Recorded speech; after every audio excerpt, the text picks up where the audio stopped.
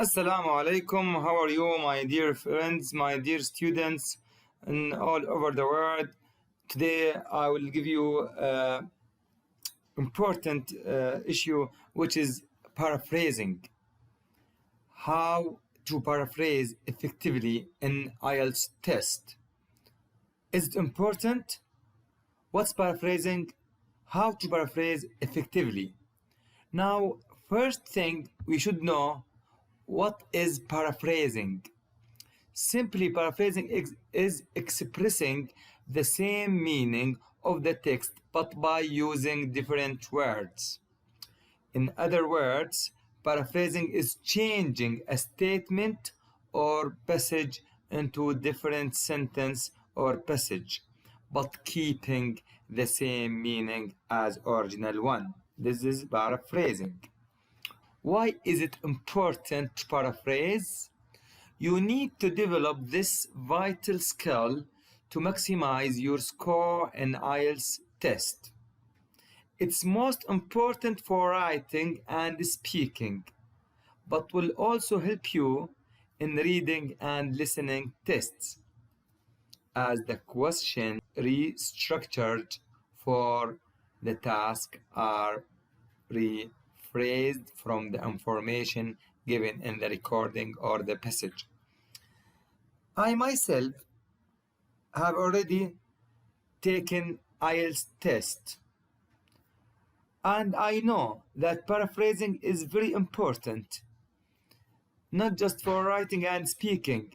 Most of questions in reading and in listening depends on paraphrasing. So it's very important to know how to paraphrase and to know a lot of synonyms and antonyms, as you can see here, but will also help you in reading and listening tests, as the questions restructured for the task are rephrased from the information given in the recording or the passage. Recording, I mean the listening, and the passage, I mean in the reading. How to paraphrase effectively? There are 5 ways you should try to practice to be able to paraphrase effectively. Today I will discuss some of them in this video. First way, which is very well-known way, is by using synonyms. Let me discuss it, how I use synonyms to paraphrase.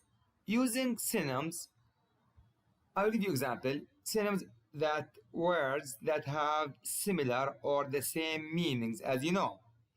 Here is the sentence: how often do you eat out? Paraphrase sentence: we don't dine in a restaurant often. Notice how the paraphrase phrasal verb eat out was changed into dine in a restaurant. In this way, we use the same meaning but different words. Using antonyms. Antonyms means opposites. Words with opposite meanings. Original sentence: do you think that people eat healthier food nowadays? Now he wants to paraphrase these 2 words, healthier food.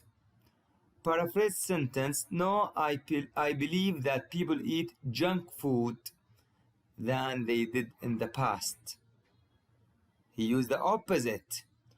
Notice how healthier food is replaced by an opposite, junk food. Now I will discuss also